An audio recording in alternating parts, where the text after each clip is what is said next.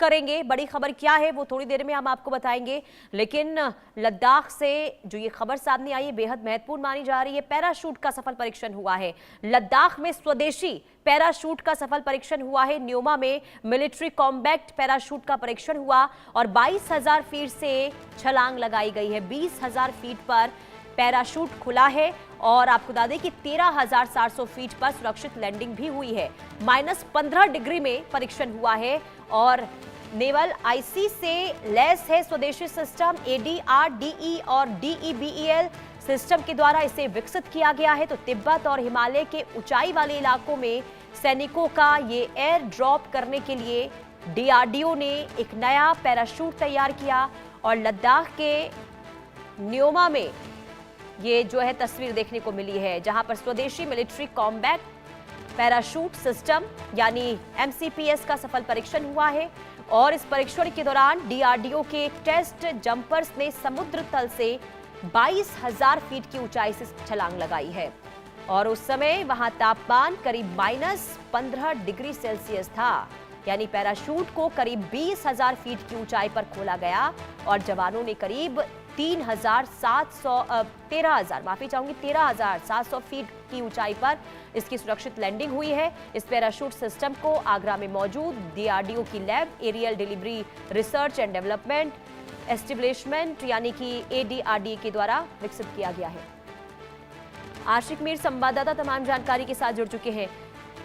आशिक, DRDO की ओर से parachute का ये सफल परीक्षण और सबसे अहम बात यह कि स्वदेशी पैराशूट का सफल परीक्षण हुआ है, किस तरीके से देखा जाए इस उपलब्धि को?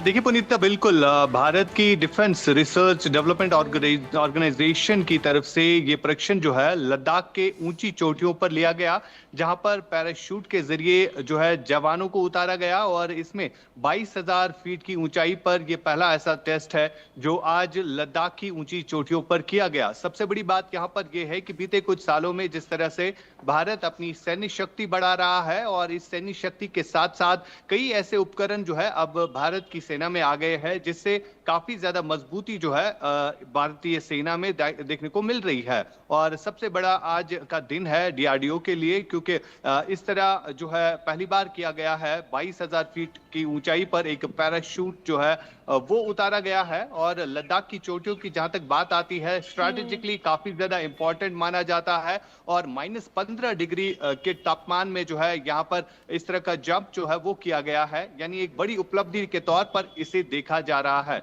सबसे बड़ी बात यहाँ पर यह है कि अगर हम लद्दाख की बात करें, एक तरफ से चीन होता है, दूसरी तरफ से पाकिस्तान, और दोनों के बीच में कहीं ना कहीं जिस तरह से अब भारत के साथ जो ताल्लुकात जो है वो बीते कई समय से ठीक नहीं चल रहे हैं। हालांकि आज के दौर की अगर हम बात करें तो चीन के साथ संबंध ठीक होने लगे हैं, लेकिन इसके बावजूद भी हमने बीते कुछ दिन पहले ही देखा था कि चीन की तरफ से एक ऐसा बयान सामने आया जिसमें चीन ने यह कहा कि भारत जो है 24 घंटे अब गलवान क्लैश के बाद जो है पर नजर रख रहा है।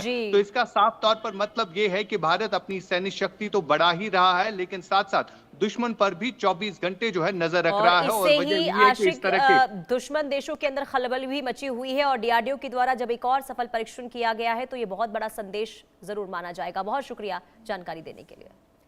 और आगे बढ़ते हैं, बड़ी खबर।